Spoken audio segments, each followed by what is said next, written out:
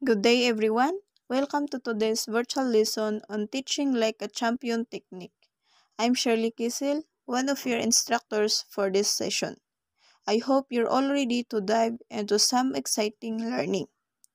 For today's lesson, we're going to focus for only one teaching technique, which is the do now. We're going to tackle its characteristics and some example on how to apply it effectively. But before we proceed, here are the objectives for our lesson for today. First, to explain the purpose of the do now technique. Second, to identify characteristics of an effective do now. And lastly, to improve students' time management by setting a time limit for do now tasks. Ayan, so in order to teach like a champion, use this technique. Do now teaching technique. But first, we're going to talk what is do now teaching technique. Do now teaching technique, it is a short activity that you have written on the board or that in printed form is waiting for students as they enter.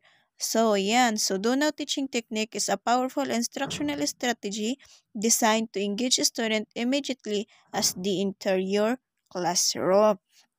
In do now teaching technique, you can use a short warm-up activity that the student can complete without instruction or direction coming from you to start class every day. But take note that this warm-up activity takes 3 to 5 minutes only. And so, here is an example of a warm-up activity with a complete instruction. This example is a printed do now that you can just give to your student at the beginning of your class. Ayan. So, the reason why this instruction must be complete is to avoid question coming from your student and also to avoid distraction. Ayan. Pero minsan, yung purpose ng do now is hindi na siya nasusunod.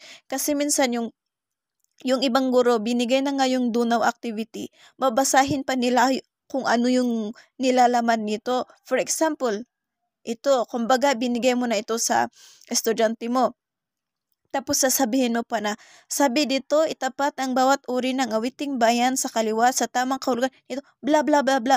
Parang ganyan na, yung purpose na ng Dunaw is hindi na siya nasunod. Parang nabaliwala na. Kasi nga, di ba sabi natin, yung purpose ng Dunaw is to engage a student immediately as they enter the classroom without any instruction coming from you. Dapat, ibigay mo na lang ito at sabihin sa kanila na, start doing the Dunaw activity. Ganyan na siya, kusa nang kikilos yung mga estudyante mo kasi kumpleto yung instruction. Ayan. Okay, so let's move on to the characteristics of do now teaching technique.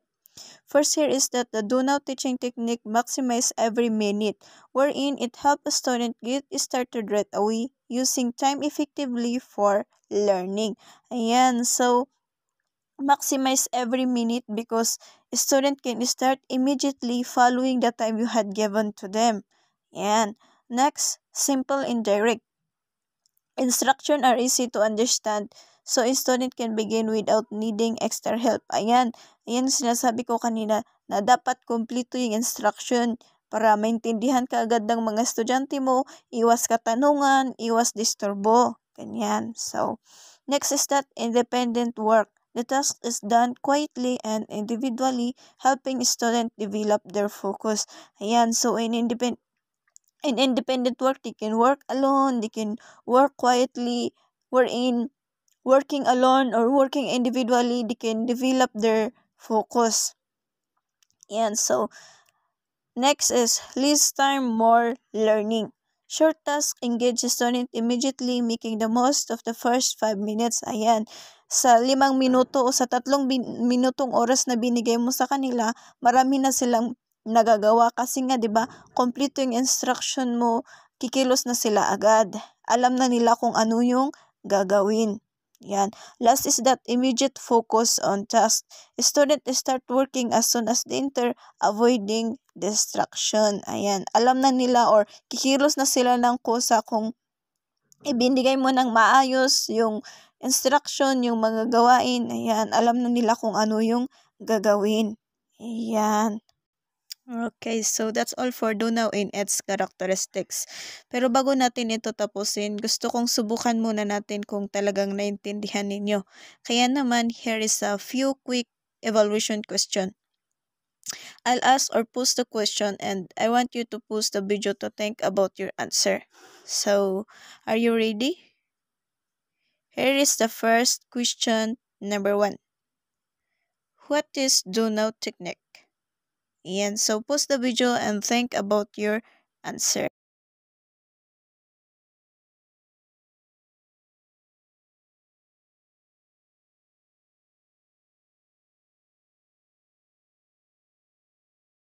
Okay, time's up. Here is the answer. I hope all of you get it correctly. Okay, so next question, number 2.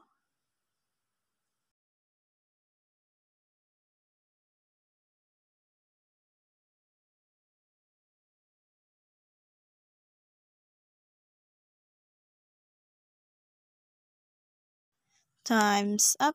Here is answer. Number 2. And so next, let's proceed to question number 3.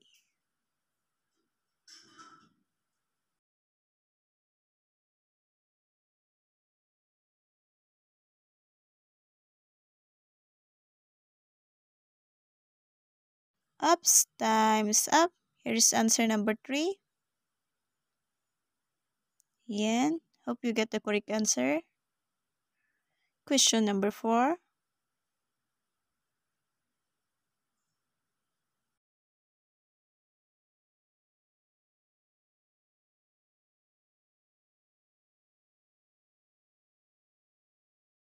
Time's up. Here's the answer. Yes, independent work. Lastly, we have question number 5.